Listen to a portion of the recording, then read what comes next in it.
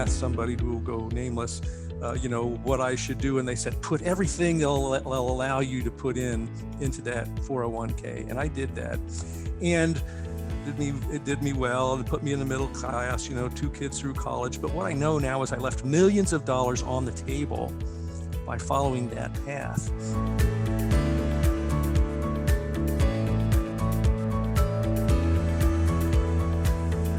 Welcome, everyone, to the Road Less Traveled show. This show is about people who were successful in a previous career and have chosen to go down a different path. I'm your co-host, Richard Coyne. And I'm your co-host, Bill Zahller. And on today's show, we have Chris Odegard with Prolific Investor. Chris, I'd like to welcome you to the show.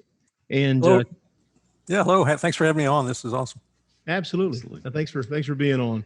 Can you tell us a little about yourself, like your former career and how many years you're in the career, and then how you transitioned to your new path? Yeah, I would love to be able to say that I transitioned sooner than I did, but we all learn things when we learn them, and that's just kind of the way it goes. So I'm actually one of the guys who worked in the same field in which he was educated. I went to Embry-Riddle Aeronautical University down in Daytona Beach, Florida. Graduated right around the time the first space shuttle launches were going off, and I worked at the Kennedy Space Center for only about 6 months or so. And I'd learned all about airplanes and aviations, and I was in this rocket world that I wasn't familiar with. So I got a job with Boeing and moved from all the way across the country from Florida out to Seattle, and I worked for Boeing for 33 and a half years, and that ended. It's just like the last workday of the year of 2018. I went to Embry-Riddle down there to be an airplane mechanic. I was I liked working on things with motors and with my hands. And my dad persuaded me to go to Embry-Riddle because it was a university instead of a technical school. He said, well, if by some miracle you decide to go on for 2 more years and get a bachelor's degree, at least you have that opportunity there. And I did that. So I did get the bachelor's degree. And I started off as a maintenance training instructor on the 737-300, way back when. And I was a Boeing, what they call a field service rep. I lived in China for 3 years in the 80s. China was a very different place in the 80s. I got some stories about that.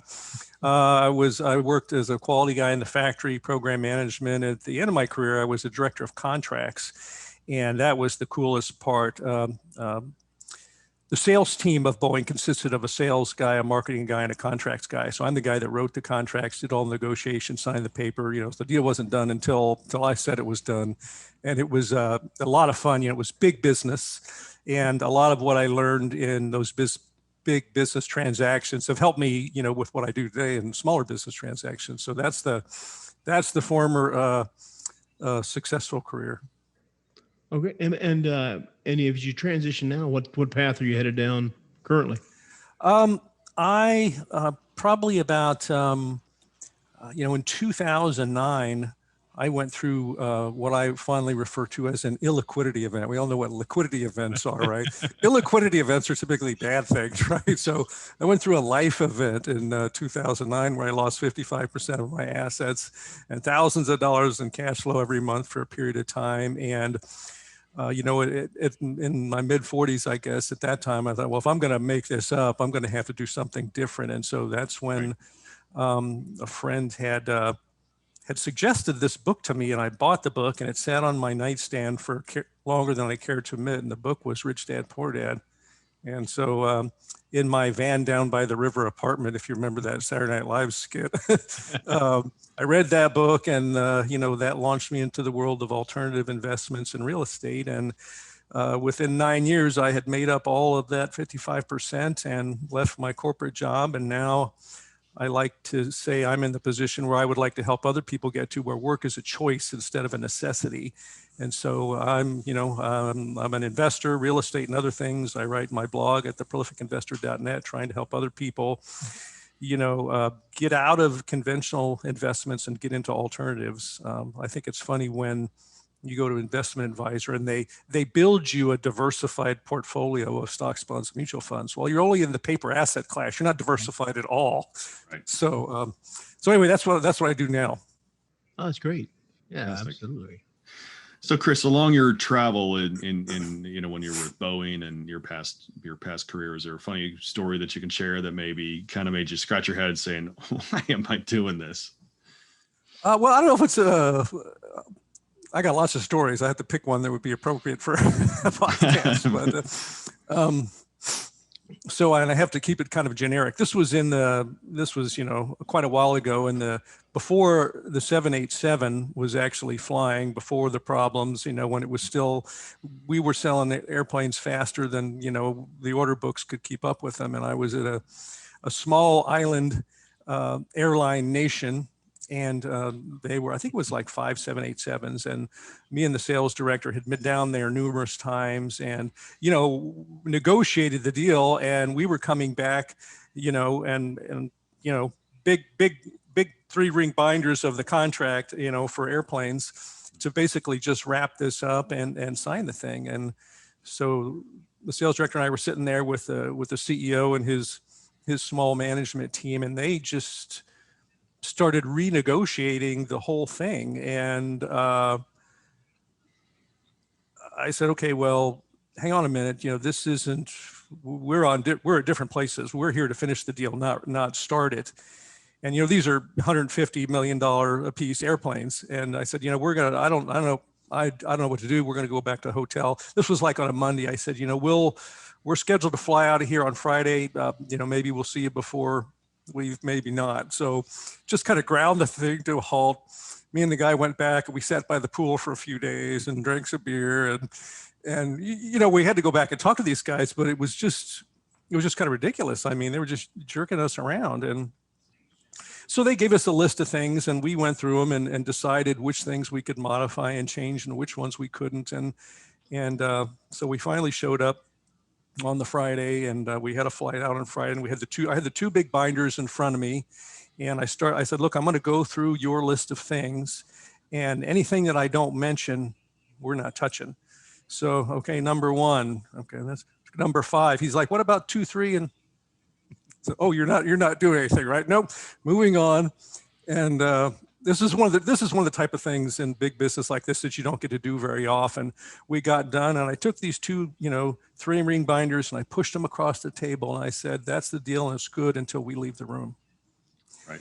And he said, CEO said, "Well, no pressure then." I said, "It's where we are, And he said, "Would you guys mind going to the office next door for a few minutes?" And so we went into the office next door. It turned out to be about 30 minutes, and we finally got called back in, and he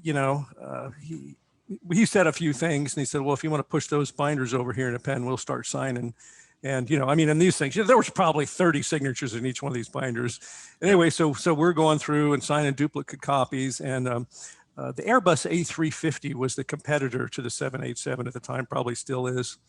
And he says to one of his guys, he says, "Hey," he says, "remember when Airbus was here? And they were so sure that they were going to get this deal that they left us that bottle, that special customized bottle of A350. But they said, this is for when we sign the contract." He said, "We're signing the contract, so let's drink the champagne." So we drank Airbus's champagne while we were signing, the Boeing contract. So anyway, that's perfect. It was one of the fun, and I had that. It was a really nice bottle of maybe Dom Perignon or something like that, and a customized and. I have lost track of that. But anyway, I had it in my office for a long time. So anyway, that was a funny story. Have to send a photo to your counterpart at Airbus on the champagne they provided for you. Yeah, exactly. Oh, that's great. So a lot of great stories like that. Just 40 countries doing deals all over the world, and just it was. You look at a career that long, and there's the ups and downs, but I always have to look back on it as a whole and say, it was a really good ride. I got to do a lot of really interesting things and just learned a ton of stuff. So, yeah, absolutely. Well, what was on your path there as you were transitioning through? What was one of the deciding factors that had you transition from the corporate world with Boeing to your new path you're on? Was there any deciding moment, or just kind of ready for a new chapter? Or? I think anytime you do something that long, toward the end, I just wasn't enjoying it as much anymore. And the question was, well, is that because the company's really changed, or is it just I've changed? 30 plus years is enough. So I don't know that there was any. I did have it came like I say, I don't know if it was me or things changed, but it got kind of political, and I got into some disagreements with some executives high up that made my life kind of difficult.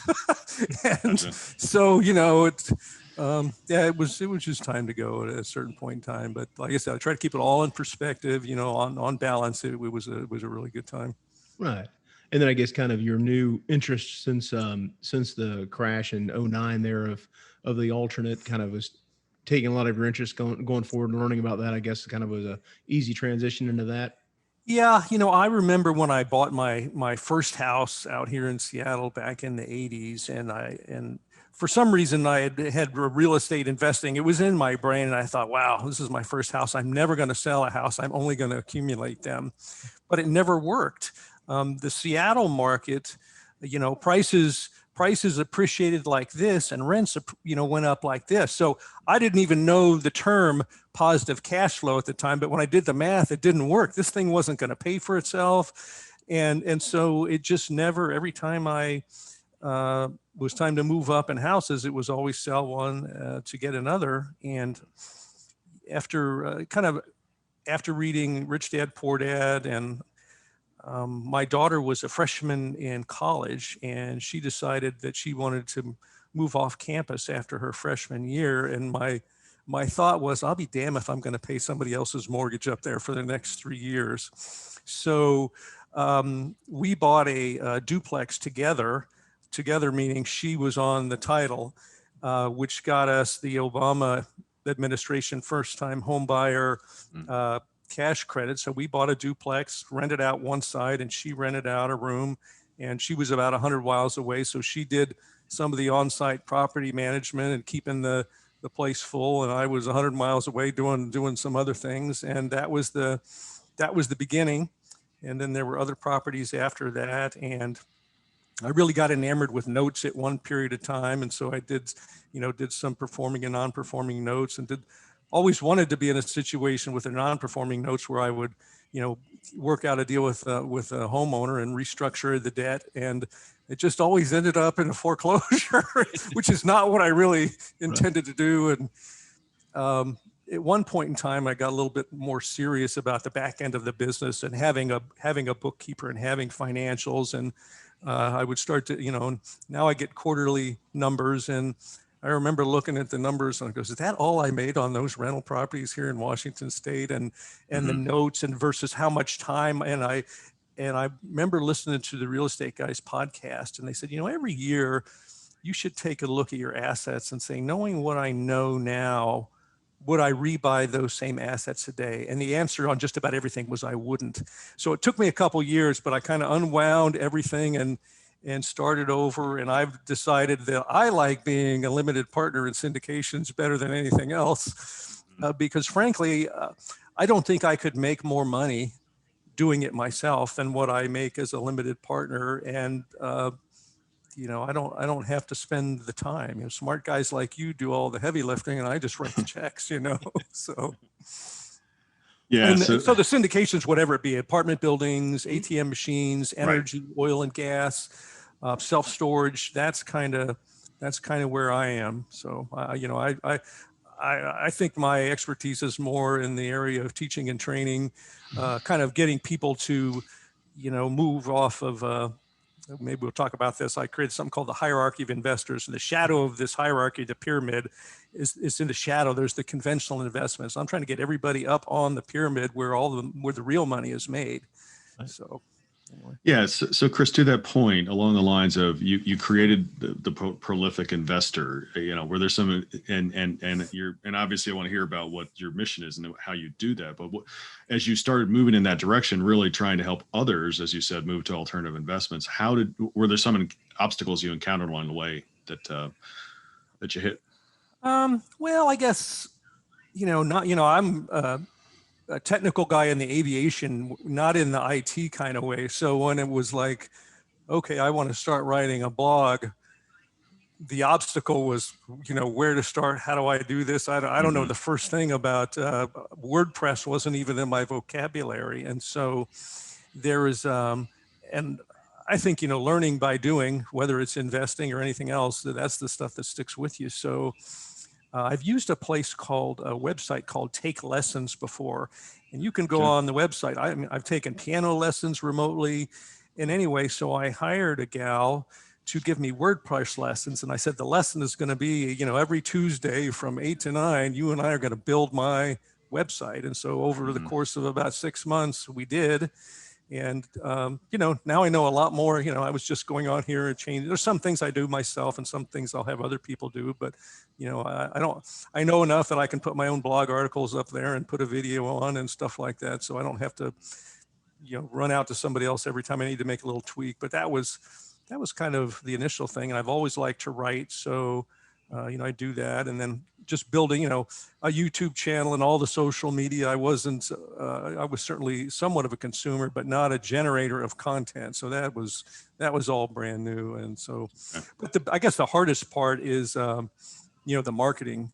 I mean, if your purpose and mission is to reach people and change thinking, if you're not reaching a bunch of people, you're not having a big impact, right? So, then there's thousands of people that say, hey, if you give me X thousands dollars a month, I'll just make everything really popular. And well, some of those are true and some of them are not. And, sorting through that's the hard part. And you guys probably have a little bit of experience with that. Yeah, absolutely. So Chris, tell us about Prolific Investor. What is it? What is that? And how does that, what do you do? How do you help? So the prolificinvestor.net is the website, and it's primarily a blog. And I'm not a prolific blogger. I do an article once a month, and there are a lot of people. My business coach would like me to do a lot more, but I started out. Actually, let me pull up a different way to look at this. I started off, back in November of 2018. So, the very first article was, well, is it a good idea to pay off your home mortgage? And I have to be very careful because in the text will say, is it a good financial idea to pay off your home mortgage? And the answer is no. That long-term fixed rate debt, the more of that you can get, why would you give somebody $100,000 today in today's dollars with today's buying power when you could stretch that out over the next 30 years? But people think, 15-year mortgage, get it paid off. It's not a good financial idea. Now, if it helps you sleep at night and gives you peace of mind, that's a completely different thing. But so, articles like that, your network is your net worth. I sat back here and looked at the past 10 years and said, could I really kind of like do a family tree of, okay, it started with Rich Dad, Poor Dad book, and that led to these people, and that led to these meetings. And sure enough, I could trace all those connections over this 10-year period. And I can also see the increase in net worth over that. So I did a little chart like that and said, here's how it works. I call it the double standard with alternative investments, and when people ask me things about what I do that they would never ask somebody who invests in stocks, bonds, and mutual funds, they'll ask me things like, well, is your investment guaranteed? I'm like, well, it's not any more guaranteed than yours is. And the only thing that's guaranteed are treasury bills, frankly. So I get asked, well, how do you know that the person you're giving your money to isn't going to run off? Well, have you ever heard of Enron? Or it happens in the public markets as well. But Right. There's kind of this thinking that, because the SEC blessed this and it made it onto the public exchange, there's no bad people, there's no criminals, and there's no fraud. And because mine is not that way, then everything I do must be a scam or crazy. If it sounds too good to be true, it's got to be, right? So another one of the articles is you don't invest in assets. People spend a lot of time looking at, the piece of equipment or the real estate or whatever. And I don't think that's really what you invest in, because I could have two identical apartment buildings on two sides of the street, and the management team that ran one didn't run it very well and the other team did. I invest in you guys. When I invest in the syndication, apartment's just an apartment building. It's the management team that's running it. Right. So I think people are too focused on the asset and not on that. And one of the things when the people say, well, how do you know that the person that you're giving your money to is not going to run off with it? Well, when you buy shares in Apple, you don't get to call up and ask the CEO how's this going and have lunch. if I want to do a syndication with you guys, we can get together and have lunch, and I get a feel for your character and what you guys are about. And I get to know the people that I've handed my money over to. You don't get to do that in the stock market. So anyway, that's some of the kind of stuff that I write about. Yeah. I think we've talked about this on other shows before too, Chris, but I think it's absolutely critical. I mean, like you're investing in the general partners. Mm-hmm. And it's we've said before, I'd much rather be we invest in another general partners also, and just to be geographically diverse. So Mm-hmm. if we're in the Southeast, we'll invest people out west or somewhere else just for diversity on our own investments. But again, I'd rather be with a good operator in an average deal than a great deal with a bad operator. Oh, absolutely. 'Cause it's the operator is going to make the one that it's going to come out the best it can versus if you have a great deal and a bad operator, they can sink that quickly. So. Yeah, and things can always go wrong. Not too many people predicted COVID, and so even with a good management team, there's gonna be ups and downs. But that's what you're really investing in. Otherwise, we'd all be doing it ourselves. If we were, why would we, put our money with somebody else? So. Mm-hmm. Yeah. Well, on your transition there in your new path, what was like one of the first victories you can remember? The first victory was buying that property with my daughter, and I took some. Robert Kiyosaki had a training company, and he probably still does. And so, in the midst of my financial abyss with losing all that money and everything, my son was about 16 at the time, and I went to one of these. The free seminar that leads to, the paid day and the paid weekend. And I put $15,000 on my credit card, and he and I traveled all over the country learning about various aspects, wholesaling, lease options, creative financing, rehabs. And we did that and, bought that first duplex with my daughter. But I think, and I remember some of the very beginning classes were a lot about mindset, and there was a real young cocky guy, and he's still around. There's probably a lot of people would know his name. He was a lot of fun, but he was talking about making offers, and he said, "Don't waste your time looking at something that you don't have under contract. Get it under contract, and then go look at it." And when I bought this was a duplex up in Bellingham, Washington. My daughter went to Western Washington University. I put that under contract sight unseen. So I followed my training and then went up there and looked at it with the inspector and crawled around. But it's like, don't waste your time, until you get control of it first, right? You control it and you have all kinds of outs, if it's not what you're looking for, or if it doesn't work. So that was kind of fun. So Chris, along your new path with a prolific investor and helping to educate others, is there a funny story you can share, something that you've encountered along the way? Building the network and attending conferences and meeting people. There was a guy that I'd met, and he kind of had an investing group that I belonged to for a while. And the problem is making the transition from conventional investments to alternatives is, if you're working and you had a 401k and you've been at a job for a while, guess where all your money is? It's all in a 401k. And people think that you can't use 401k money for other things. But the IRS says there's only like 6 things that you can't invest 401k money. It's the particular custodian that you're with determines what you can invest. And so this guy said to me, he said, "Hey, Chris," and at this point I'd been at Boeing for 25 years. And he said, "Hey, Chris, as I was running out of, money to do some of the alternatives, he said, see if you can do an in-service transfer." And I said, "What's an in-service transfer?"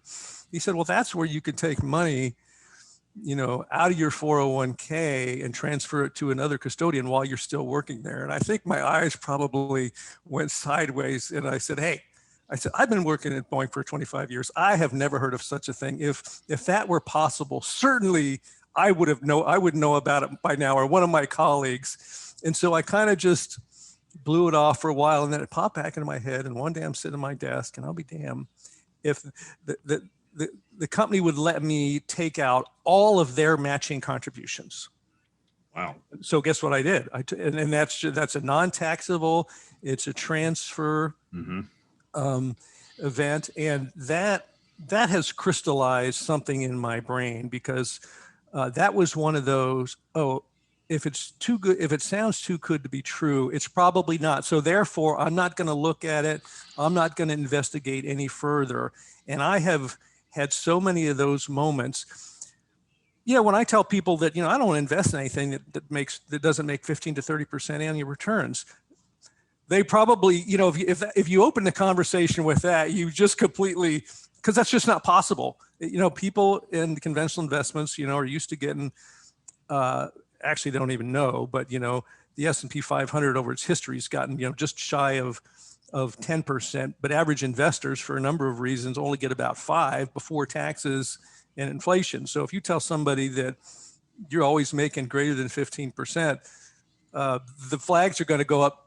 Sounds too good to be true. I'm not going to look at it any further. But whenever that happens to me, that's always my cue to, that sounds too good to be true. I better walk toward this and figure out if it really is. And that has made me tons of money over the last decade. Yeah. If you don't ask, that it's certainly not going to happen. So might as well dig into it. And honestly, the fact that you could do an in-service distribution is fantastic. I mean, I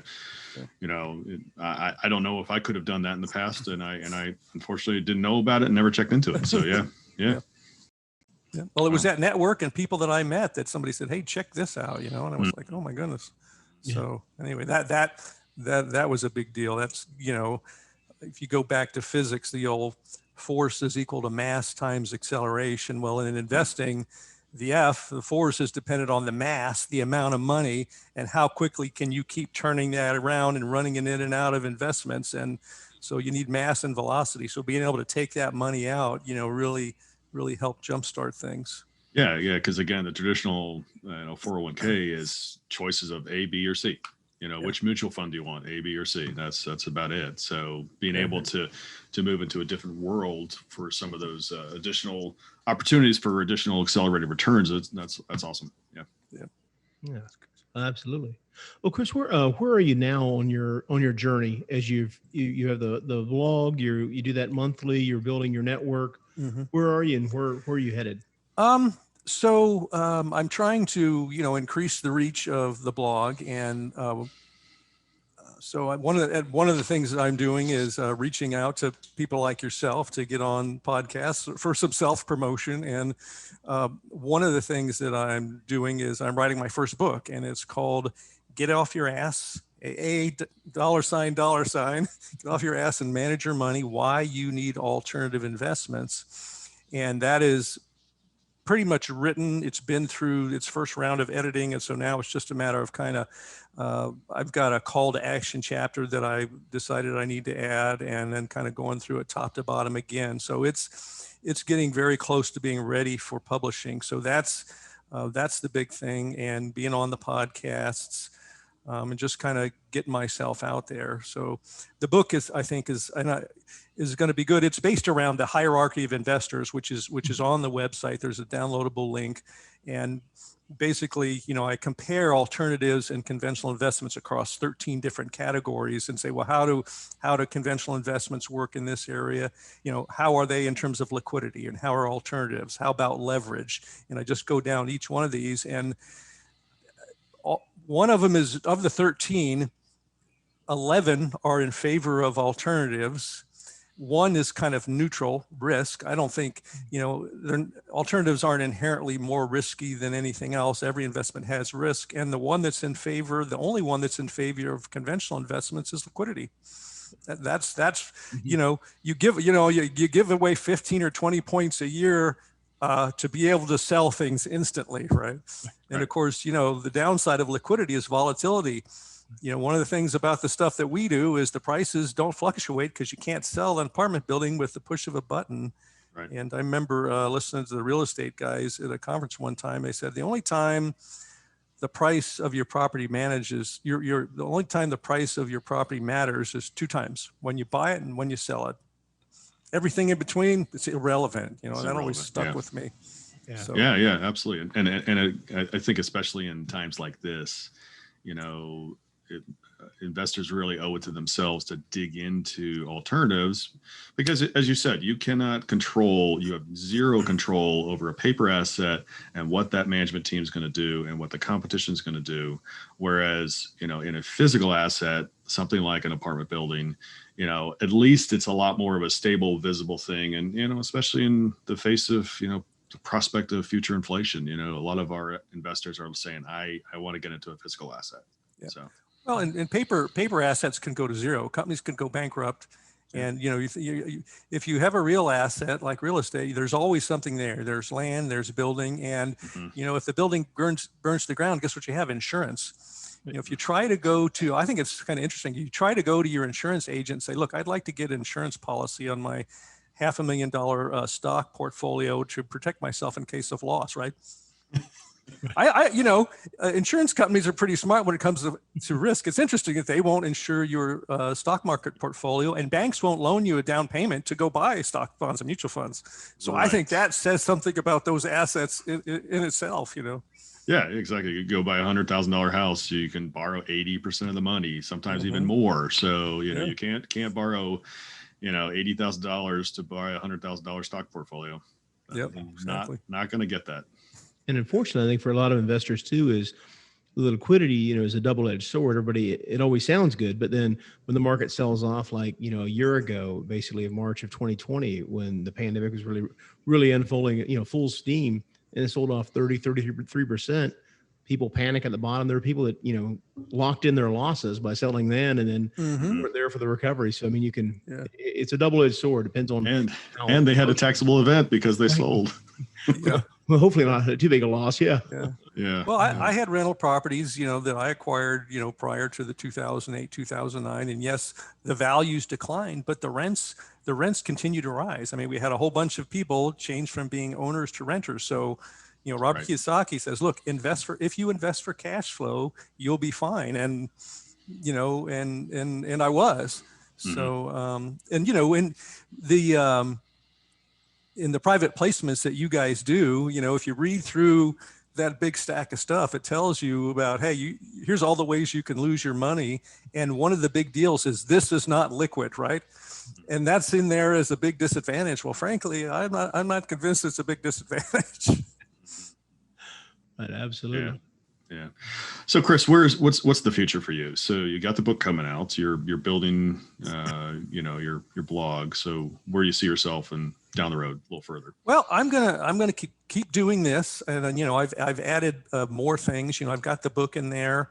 If people want to schedule a free virtual coffee with me, they can do that. I'm happy to talk to people about what they're doing and if they want to move in my direction. And I recently I added an alternative investment mentoring program, because when I look back on my 10-year journey, I go, wow, if I wanted to chart this course in a straight line, I now know what that straight line would look like, instead of, 3 steps forward and 5 steps back and sideways and this mistake and that mistake. So I put together what I think is a pretty interesting way for people to make that journey if they want to, with fewer mistakes and more efficiency. And a lot of it's changing your mindset and the way you think about things. So if anybody's interested in that, there's a little link on my website, and the book coming out. And as you guys know, I'm moving to South Carolina, kind of your neck of the woods, the first week of May. So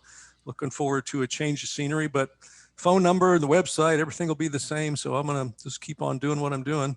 Hopefully the book will be well received, and we'll see how it goes. That's great. Yeah, absolutely. Well, Chris, what's something you've recently implemented in your business to help you achieve your goals? I know you mentioned you had a business coach and now the mentoring program. Is there something you can point to? Something that I guess is relatively recent is,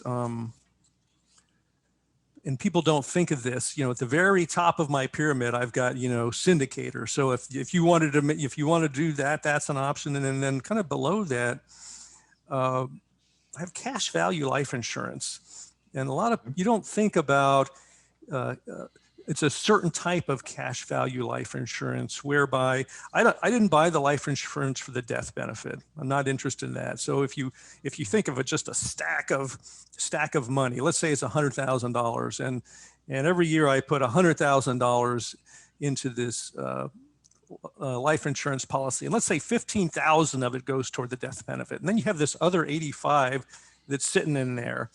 That 85,000 that's sitting in there gets a tax-free return from a mutual insurance company that's been paying member dividends since before the Civil War. So like about somewhere around 5 or 6% tax-free, and it's completely protected from creditors.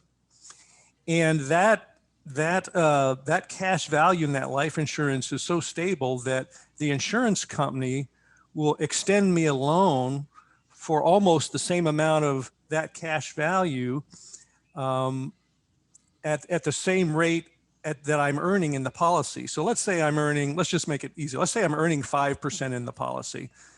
That's compound interest, right? 5% compounded tax-free. Now I can turn around and borrow out.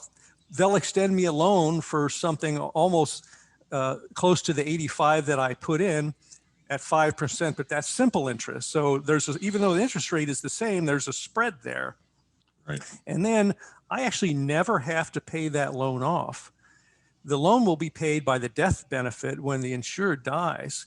So what I do is once a year, I pay the interest on that debt, so that I've always got compounding interest on the earning side and simple interest on the paying side. And so I have a liquidity event. Money comes to Chris or Chris's company. Money goes into the cash value of the insurance policy, and out and growing at 6% tax-free, creditor protected, and then out comes a loan, not the same amount of money, a loan from the insurance company, and that goes into the next syndication. So this money, talk about velocity of money. So you're earning money in the life insurance over here, and then you're borrowing money. Kind of, it's the same money working at two places.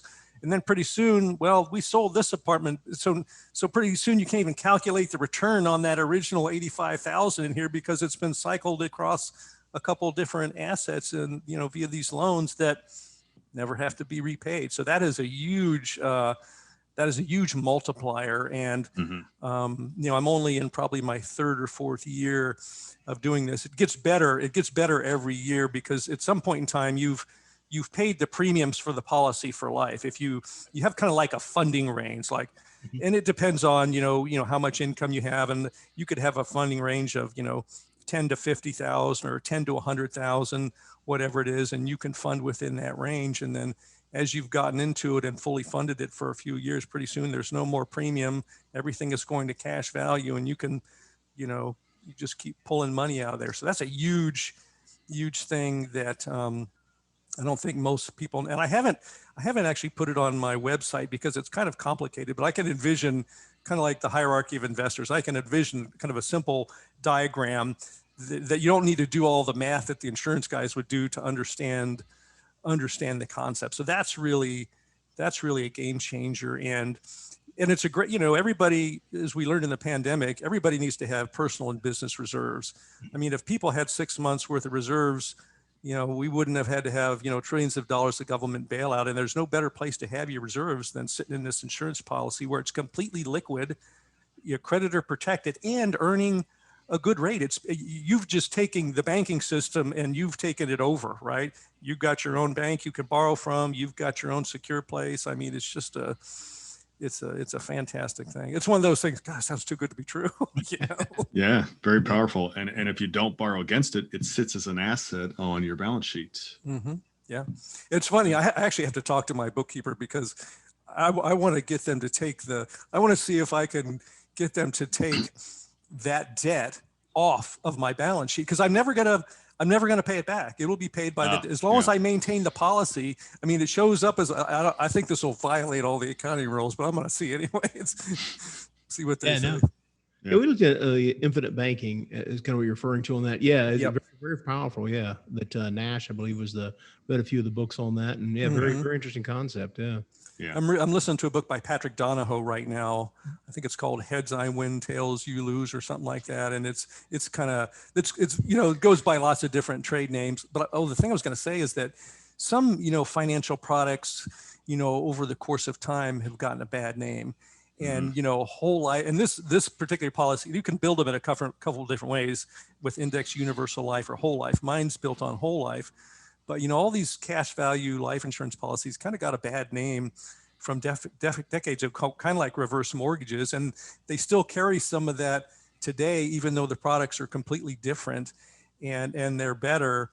But, all of these policies are not the same, and you got to have the right policy designed by the right agent. So you can't just go out and say, oh, I want to get a whole life insurance policy and think you're going to get one of these, because you're probably not. So, I've got a link on my website to a place where I got mine. So anybody's interested in that. Yeah, there may very well be a place and time for a term policy, which is what everybody says, oh, stay away from whole life, you have to go with term. Well, there's a place and time for it, but I certainly think, as you continue to mature in your, investing life, and as you're at a point where you can take advantage of it, alternative investments, that type of policy is very powerful. So it's worth checking into. Absolutely. In some of these policies, and the one I know more particularly about is there's an index universal life where it's based on that, where the banks will actually borrow. You could borrow the money from the bank, and they actually fund the policy. And these are things that are like people who are, I've heard of, football coaches. This is their retirement. This is what they get as kind of their compensation. So it's again, being in the shadow of the pyramid. This stuff isn't limited to super rich people. Now, some of it is, in the degrees that you can apply it, but so much of this stuff is available to average folks, but they just don't know. And, it's not in the interest of the, all the brokerage firms and mutual fund companies to, this just takes money away from them when people go in the other direction, but this is where the money is. Right. So just to clarify that, or add on to that a little bit, what you're saying is that certainly some of these alternative investments are only available to accredited investors, but not all of them. Yeah. Not all of them. That's right. Good. Okay, good. And I think you guys are probably on top of this. The SEC recently changed some of the rules with accredited investors, and now if you get one of these series licenses, you can get your accreditation that way. But I heard on a podcast the other day that there's also going to be a test that you can take, a knowledge test, and I thought, man, that is going to be so great. I can't wait to unveil that, let everybody know, because certainly there are some advantages. I understand why the SEC does what it does, but man, so many people are just locked out of some of these things that I do. Anyway. Yeah, very good. So, Chris, what advice would you give to someone who is considering, changing their path? I think I'll answer it this way. If I was talking to, my 25-year-old self, or, my 25-year-old, well, he's not 25, but my son, if he actually thought I knew anything, when I started at Boeing, and I got some, when Boeing's 401k was called the Voluntary Investment Plan, VIP. And I had never heard of that, or a 401k, when I was in my early mid-20s. And I asked somebody who will go nameless, what I should do. And they said, put everything they'll allow you to put into that 401k. And I did that. And, I can't complain about the conventional path. It did me well, and put me in the middle class, 2 kids through college. But what I know now is I left millions of dollars on the table by following that path. And, the big selling points for the 401ks or the IRAs is, well, you get the company match, number one. So, and number two, you get this tax benefit. Well, if you were, instead of doing well, there's 2 things you could do instead. When you pull that, you got the tax deferral when you put your money in the 401k, but when you pull that money out, it is taxed as W-2 income at the highest tax rate. So you save $500,000 or $1 million in your 401k, over your working life, 30 years later, you pull that out, and it's regular income taxed at the highest level, the hardest type of income to offset. If you had put that in Vanguard outside of your IRA, when you pulled that out, you'd be paying long-term capital gains tax at 15%. So, the government rewards people who stimulate the economy they want to. And when you invest in a 401k, you're investing, but you're not getting the tax benefit of investor. That gets taken away from you inside the 401k or an IRA. So the tax benefit thing is completely misleading. So don't put your money in the 401k, just put it in, the Schwab or the Vanguard, and you're going to be better off from a tax perspective. And the other thing is, if you had just bought a single family rental every year or two, instead of putting your money in the 401k, people say, oh, but now I don't get the match and I don't get the tax savings. You get a better match and you get a better tax saving. When you put your money in the 401k, you get the company match that one time. When you buy a single family residence, you get the match for as long as you own that property. It's called somebody else paying the rent on the property. So you get a match forever on the original money, not money that you would put in additionally. You put in your down payment and somebody else gives you a match every month for the next 30 years while you've got that mortgage paying it off, number one. And you also get a tax break every year for 26 or 27 and a half years in the form of depreciation. So it's completely better. If you, these numbers won't be exact, but if you bought a single family residence, put 20% down and borrowed 80%, and you owned it for 30 years, and if the property never went up in value, and all it did was just kind of neutral in terms of cash flow, right, the mere fact that somebody else paid off that mortgage over 30 years would be like a 12 or 13% return, just with no cash flow and no appreciation. So if you did that, every couple of years, you bought yourself a single family residence, instead of putting your money in a 401k or an IRA, you're way ahead. And I did an article and I did the math. So if anybody wants to look at that, it's out there. So that would be my big advice for young people. And, I didn't make the switch till 40, but I'm, in my 40s, but in 10 years, I made progress that I, wouldn't have made in 20 in conventional investments. So it's a way to really accelerate the building of your net worth and passive income. Mm-hmm. That's great advice. Certainly so many of us have missed the start early advice. So even if you didn't start early, there's still ways to make some acceleration. Yeah. And you've got some great ideas about that. Yeah. And the other thing is don't beat yourself up on, when you learned it, right? I mean, in a perfect world, we would have an educational system. We would learn this when we were going through school, or we would have grown up with rich dad parents instead of poor dad parents, and they would have taught us this. And when I hit that first job, I would have known that a 401k was crap, and I would have been buying real estate. But it didn't work out that way. So, you learn what you learn when you learn it, and don't beat yourself up because over the past. Just look forward and make some changes in a positive direction. Right. Yeah, absolutely. Well, no, that's great, Chris. What's the best way for listeners to be able to get a hold of you if they want to learn more about what you offer, and you obviously your website, your book? Yeah.